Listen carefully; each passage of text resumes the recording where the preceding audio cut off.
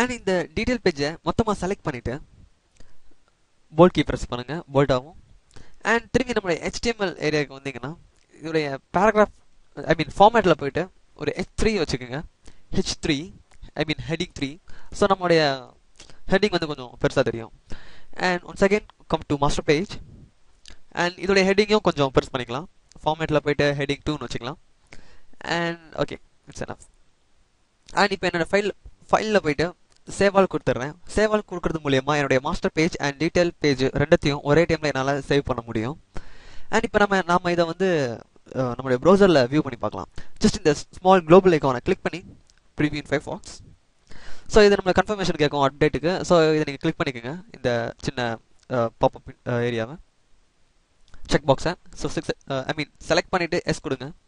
And இங்கேயும் select பண்ணிவிட்டு S கொடுங்க. ஸோ இது செலக்ட் பண்ணுறது மூலியமா நெக்ஸ்ட் டைம் நம்ம இந்த பேஜை ரன் பண்ணும்போது PXP பேஜை ரன் பண்ணும்போது நம்மளுக்கு இந்த ஒரு டயலாக் பாக்ஸ் ஓப்பன் ஆகி திரும்பி நம்மளுக்கு வராது.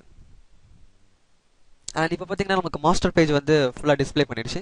நம்ம எந்த ஒரு கோடுமே எழுதலை, ஜஸ்ட் நம்ம கிளிக் அண்ட் ட்ராகிங் தான் பண்ணோம். அண்ட் நமக்கு நிறைய டேட்டாஸ் இருக்குது. நான் நெக்ஸ்ட் போகிறேன்.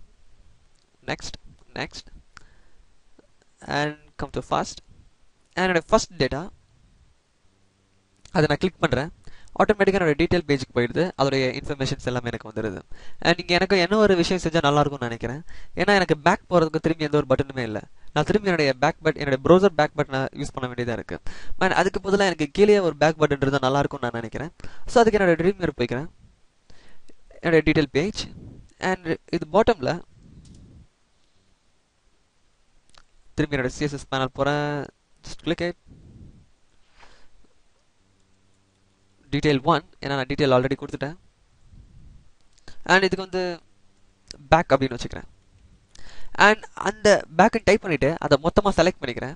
செலக்ட் பண்ணிவிட்டு கீழே டவுனில் ப்ராப்பர்ட்டி ஏரியாவில் HTML ஏரியாவுக்கு வாங்க. HTML கிளிக் பண்ணுங்கள். இங்கே லிங்க்னு ஒன்று ஏரியா இருக்குது. அண்ட் அதில் வந்து இந்த சின்ன ப்ரௌஸ் அந்த ஃபோல்டரை கிளிக் பண்ணுங்கள். ஸோ உங்களுக்கு இந்த ப்ரௌஸ் விண்டோ ஓப்பன் ஆகும். அண்ட் இதில் வந்து நீங்கள் மாஸ்டர் பேஜை செலக்ட் பண்ணணும். ஏன்னா இப்போ டீட்டெயில் பேஜில் இருக்கும். நம்ம மாஸ்டர் பேஜுக்கு தான், டீட்டெயில் பேஜ்லேருந்து மாஸ்டர் பேஜுக்கு போக போகிறோம். ஸோ அதனால் நான் மாஸ்டர் பேஜை செலக்ட் பண்ணிவிட்டு ஓகே கொடுக்குறேன். அண்ட் இப்போ என்னோட சோர்ஸ் கோட் வியூக்கு வந்தீங்கன்னா ஆட்டோமேட்டிக்காக அதுக்கு ஒரு ஹைப்பர் லிங்க் கிரியேட் ஆகிருக்கும்.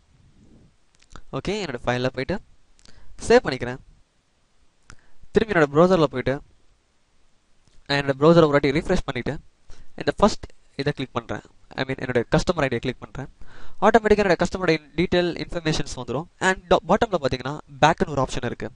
அண்ட் அதை கிளிக் பண்ணிங்கன்னா ஆட்டோமேட்டிக்காக திரும்பி எனக்கு மாஸ்டர் பேஜுக்கு அது ரீடைரக்ட் பண்ணிவிடும்.